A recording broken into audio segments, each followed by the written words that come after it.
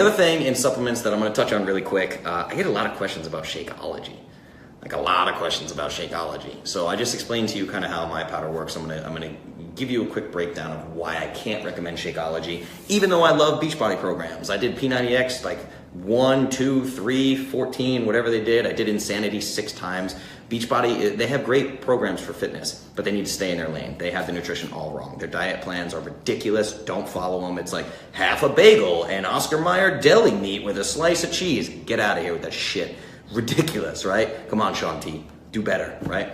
So Shakeology, they make these shakes, and the problem with them is they're plant-based proteins, number one. They have whey protein, which is a dairy-based protein, which 66% of adults cannot digest dairy, and it's one of the most common food sensitivities on planet Earth. I had a mom call me looking for help. She was freaking out because her son was underweight, and the doctor put him on a whey protein. Which one? I don't know. He said, go to Walmart and get the cheapest whey protein you can find and start shoving it in your kid's face. So now this kid is just feeling like death all the time, and he's crying to his mom, doesn't want to drink his whey protein. Well, they got him tested, and he has a whey protein allergy. I can't handle this sometimes, right? So, but anyway, that's just one example of one kid who had a sensitivity. A dairy sensitivity is a very, very common thing. 66% of adults can't digest dairy. So try to stay away from whey. And Shakeology does this thing where they blend whey protein, quinoa protein, I think chia seeds, flax seeds, and peas. Pea protein sounds awesome. I'd rather eat cricket protein, personally. I don't know. But anyway, it's just not a high quality protein. It's the cheapest protein you can get. Plant-based proteins are incredibly cheap to manufacture. That's why they do it. It's a ridiculously high profit margin. And these things contain lectins and phytates. They are damaging to the lining of your gut. I did a whole thing on lectins. So they have lectin-containing foods that they're breaking down and using for protein. Now, they might argue that the processing experience that it goes through, like the processing that they do to the protein, might reduce lectins or phytates. I don't really know, but I know that they're gut damaging as whole foods. So why would you want them as an extract? Right? If something's gonna damage my gut as a whole food, I'm not gonna extract it down to a concentrated form and drink it with water. That's silly. The other thing to remember is anytime you look at any nutrition fact ever, I had a girl ask me this week about condiments. Can I do ketchup? Nope, probably not. Why? Read the ingredients. The number 2 ingredient in most ketchup is high fructose corn syrup. Maltodextrin, sucralose, corn syrup, all this stuff. It's not tomatoes. You gotta read the ingredients. You have to get in the habit, not just nutrition facts. The ingredients are underneath the nutrition facts. You have to read those. So when something says nutrition facts and then other ingredients, that's the most important stuff.